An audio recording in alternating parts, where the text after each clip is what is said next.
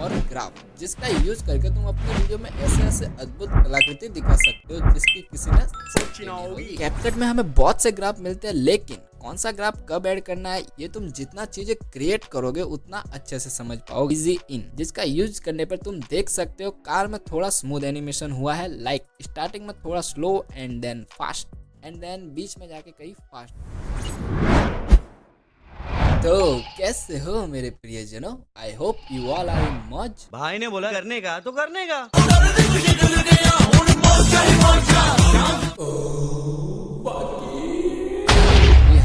Honda फिर से आ गया एक अलग अंदाज में आप सभी को कमाल की एडिटिंग सिखाने के लिए, और ये वाली वीडियो वाकई में कमाल की होगी क्योंकि इसमें मैं आपको सिखाने वाला हूँ कीफ्रेमिंग और ग्राफ, जिसका यूज करके तुम अपने वीडियो में ऐसे ऐसे अद्भुत कलाकृति दिखा सकते हो जिसकी किसी ने सोची नहीं होगी। लेकिन ये तभी मुमकिन है जब तुम ये वाली लाइन को सही से पढ़ पाओ, और इसके लिए तुम्हें इंग्लिश का चोदा बनना पड़ेगा। बकचोदी मत कर लौड़े।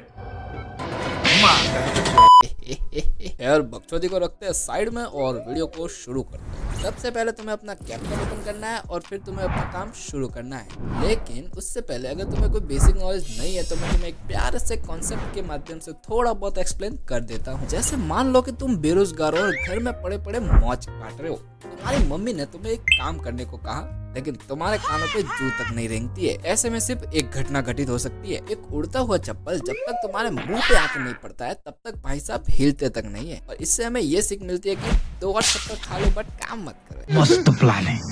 तो आओ इस चप्पल से समझते हैं कीफ्रेमिंग। वाओ, कल से सीखेंगे कीफ्रेमिंग। साले अगर सिखाने पाया तो यही चप्पल तेरे मुंह पे पड़ेगी। की फ्रेम से अपने ऑब्जेक्ट में हम किसी भी टाइप का एनिमेशन या ट्रांजिशन क्रिएट कर सकते हैं। की फ्रेमिंग 3 एक्सिस पे वर्क करता है, X axis, Y axis and Z axis. Like अगर मैं यहाँ से एक की फ्रेम दूं एंड देन थोड़ा आगे जाके एक और की फ्रेम दूं और इसकी पोजीशन को मैं चेंज कर दूं तो ये कुछ ऐसा लगेगा। और हाँ, रोटेशन भी ऐड कर सकते हो तुम अपने हिसाब से, बट अभी देखने में तुम्हें ये काफी बोरिंग और सिंपल लग रहा होगा। इसमें जान फूकने के लिए हम इसमें यूज करेंगे ग्राफ। तो सबसे पहले तो तुम ग्राफ को देख लो ताकि तुम्हें थोड़ा बहुत आइडिया लग जाए कि क्या होते हैं, कैसे दिखते हैं आखिर ये ग्राफ। कैपकट में हमें बहुत से ग्राफ मिलते हैं, लेकिन कौन सा ग्राफ कब ऐड करना है ये तुम जितना चीजें क्रिएट करोगे उतना अच्छे से समझ पाओगे। और ब्रो हमें तो ऐसे बहुत टाइम लग जाएगा यार। फिक्र मत करो, मेरे पास इसका भी एक 1 क्लिक सॉल्यूशन है तो मैं लास्ट में बताऊंगा। अभी सीख सबसे पहले हम इन ग्राफ को समझ लेते हैं।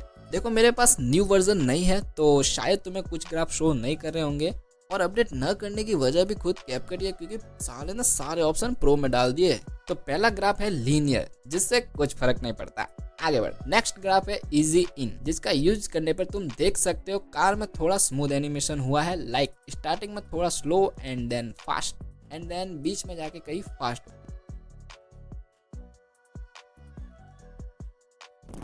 नेक्स्ट ग्राफ है क्वाड इन, जिसे लगाने से कुछ इस टाइप का एनिमेशन हो रहा है, लाइक स्टार्टिंग में स्लो एंड एकदम से फास्ट। अगला है क्यूबिक इन। देखो अगर मैं तुम्हें सिंगल ग्राफ का बताऊंगा तो तुम्हें लगेगा कि सारे ग्राफ एक जैसे ही है, बट ट्रस्ट में सारे डिफरेंट है। और इसके लिए मैं तुम्हें 2 ग्राफ कंबाइन करके 2 एनिमेशन दिखाने वाला हूँ, जिससे तुम और चीजों को ज्यादा ऑब्जर्व कर पाओगे। अगला ग्राफ है easy out and quad out. देखो अगर मैं वर्ड्स में कुछ गलत प्रोनाउंसिएशन कर रहा हूँ तो मुझे माफ करना, तुम समझ जाना है। दोनों मोशन को तुम देख सकते हो, काफी स्मूथ और प्रोफेशनल लग रहे हैं और देखने में लगभग तुम्हें एक जैसे ही लग रहा होगा। नेक्स्ट है क्यूबिक आउट एंड इजी।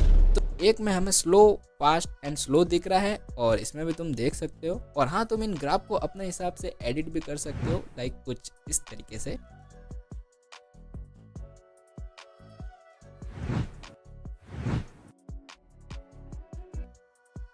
अब इन 2 ग्राफ को तुम खुद ट्राई करोगे और कमेंट में मुझे बताओगे कि भाई मजा आ गया। और इन तीनों ग्राफ का मैं तुम्हें मोशन दिखा देता हूँ, कुछ इस टाइप का है। और ये वाले ग्राफ मैं खुद पर्सनली अपने एडिट में भी यूज करता हूँ। इनके अलावा भी मैं कुछ ग्राफ का यूज करता हूँ, like cubic out, cubic in and easy out, easy in. तुम भी ये ट्राई करना, सही है। अब एक बार तुम सारे ग्राफ के मोशन को देख लो ताकि तुम्हें सारा मामला एक साथ समझ आ जाए। और अगर तुम्हें फिर भी कुछ समझ नहीं आ रहा है कि कौन सा ग्राफ कब यूज करना है तो तुम्हारे लिए मेरे पास एक 1 क्लिक सॉल्यूशन है। तुम्हें सिंपली एक की फ्रेम को सेलेक्ट कर लेना है और यहाँ से तुम्हें ऑटो कर्व को सेलेक्ट कर लेना है एंड देन बस हो गया, तुम्हारे ऑब्जेक्ट में एक अच्छा सा स्मूथ एनिमेशन लग जाएगा। एंड अगर इसके बाद भी तुम में से किसी को कुछ समझ नहीं आ रहा है तो मेरे दोस्त तुम्हें और सीखने की जरूरत है, तो तुम सीख सकते हो। किसके पास? मेरे पास। क्योंकि अब मैं प्रॉपर इस चैनल पे वीडियो अपलोड कर रहा हूँ, तो कमेंट कर दो अगर तुम्हें मज़ा आया है। 1 like for this also. And मुझे अब जाना होगा क्योंकि अब मैं मेहनत के रास्ते पे चल पड़ा हूँ, तो मुझे मेहनत करने जाना है। थक गया हो यार सोते सोते, अब हम मेहनत करेंगे। इसीलिए tata bye bye, see you लॉन्डो।